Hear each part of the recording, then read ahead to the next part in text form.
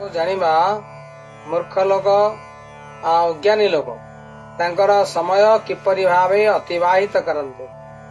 काव्य शास्त्र विनोदेन काल गच्छति धीमता व्यसनेन च मूर्खाणा निद्रया कलहेन वा। ज्ञानी लोक पंडित लोक महाज्ञानी लोक एमान कौन करती ना काव्य शास्त्र को पढ़ते, काव्य शास्त्र को अर्थ करते, ता भितर मजी जाते। से समयटा दिन राति केतळे हो जाए तो जना पड़े ना।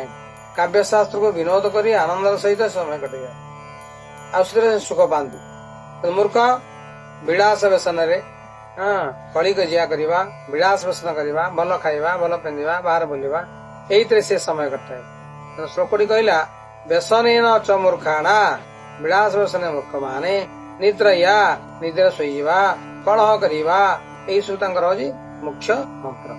तेना जो मान ज्ञानी तमें से जापर से खाली ज्ञान चर्चा कर, पुस्तक पाठ करेंगे, पुस्तक कथा मन रखिए, से नीति अनुसार चलिए। अज्ञानी लोक पुस्तक कथा कहले ज्वर हम, ज्ञान कथा कहले ज्वर हम, अज्ञान कथा कहले से भारी खुशी हे। ज्ञानी लोक किमें चलिबा ना जल प्रमाण कुमुद नाड़ विद्या प्रमाण मुख भाषण कुलं प्रमाण विनय प्रकार तृणानि भूमि कथयन्ति सार। कौन सी पोखरी रे केते जल अच्छी आमे किमी जानिबा?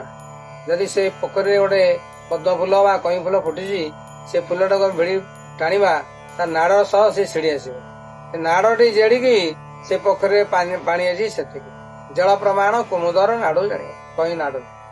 विद्या प्रमाण मुख भाषण किए केते पाठ पढ़ी आम तो जापर ना, तार मुख भाषण कथबार्ता चालीचरण रु आम जानीदे ये पिला निश्चय गोटे ज्ञानी लोकटा, यहाँ मूर्ख मूर्ख ज्ञानी की खाली कंपेयर करावे।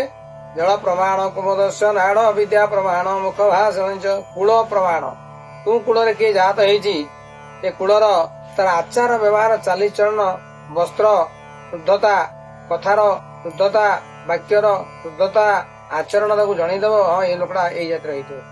कूल प्रमाण विनय प्रकार विनय भाव कूल आन ये विनय भाव ना सब कूल।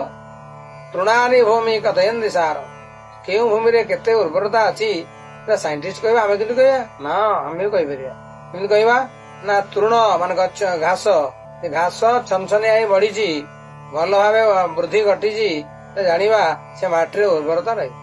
ये सब ज्ञान परिमाण जानिबा पाई विभिन्न प्रकार वे पद्धति पथ सब